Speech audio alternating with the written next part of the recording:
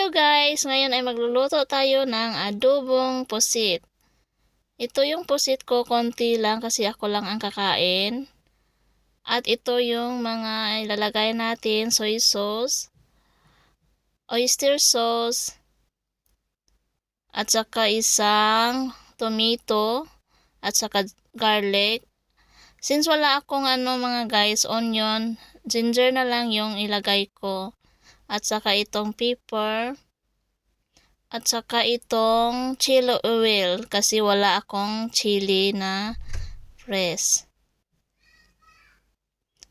At ito yung mga sangkap na gagamitin natin sa aking adobong pusit.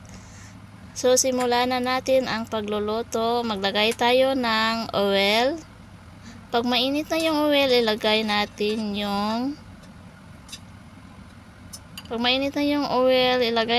yung garlic.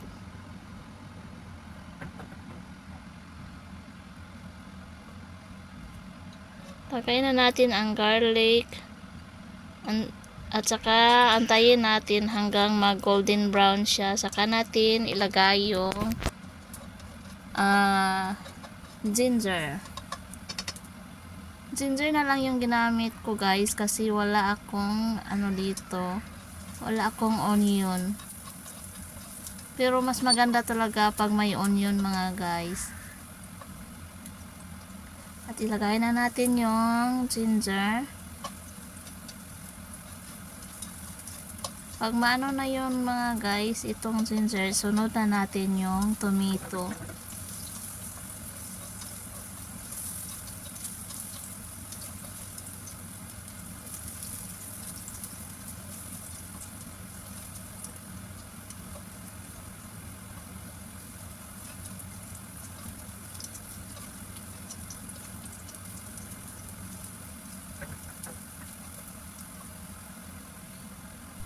At ilagay na din natin ang tomato.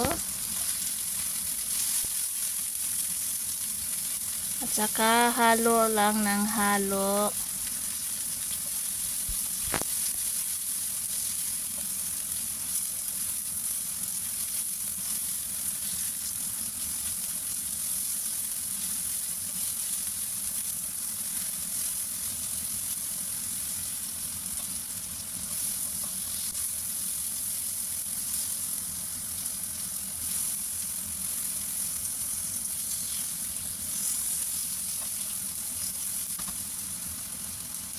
So tama na to, isunod na natin ang ating pusit.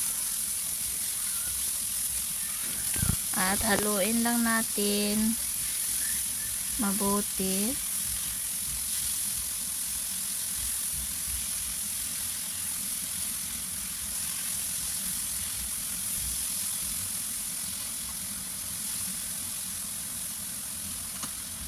At lagyan natin ng tubig. Isang basong tubig. Nasa inyo na pag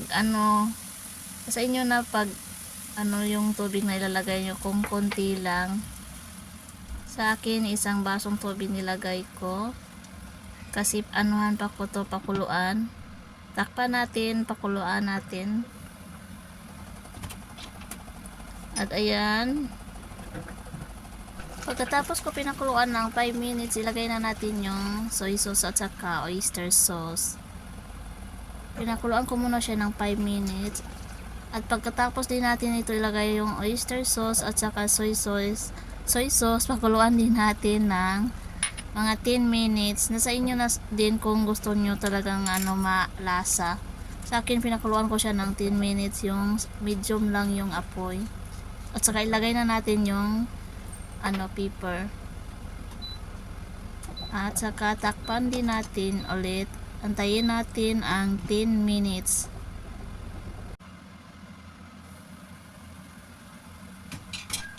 So ayan naman guys, konti na yung yung tubig. At saka ilagay na din natin tong chili oil.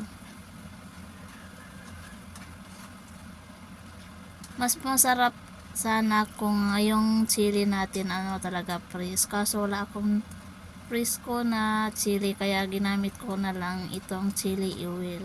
Masarap din naman yan guys, yung chili oil. Maanghang din naman. Kaya konti, isang lang, maliit na kutsara lang yung nilagay ko.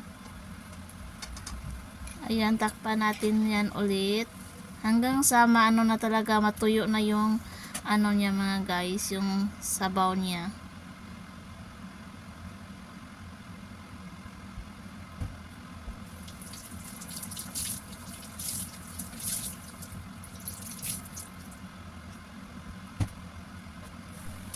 So ayan na mga guys, malapot na siya. Hindi na natin siya lagyan ng vinegar kasi medyo maasim na yan kasi nilagyan na natin ng yung isang tomato. Kasi pag nilagyan natin ng vinegar, makunat yung pusit. Parang hindi na siya masarap, kaya tomato ang nilagay natin. Medyo maasim naman yan kasi yung isang tomato nilagay. Pag gusto niyo talagang maasim, siguro mga 2 tomato ilalagay nyo. So ayan na siya mga guys, tuyo na siya, wala nang sabaw. So ilalagay na natin sa ating plate. So ayan na, wow, sobrang sarap yan mga guys. Kaya i-try nyo din ang ganitong luto ng pusit. Wow, sobrang sarap. Ayan. Kunti lang guys, kasi ako lang naman ang kakain. Kaya kunti lang niluto ko. So ayan, kainan na mga guys. Thank you for watching in this video. See you in next my video. Bye bye.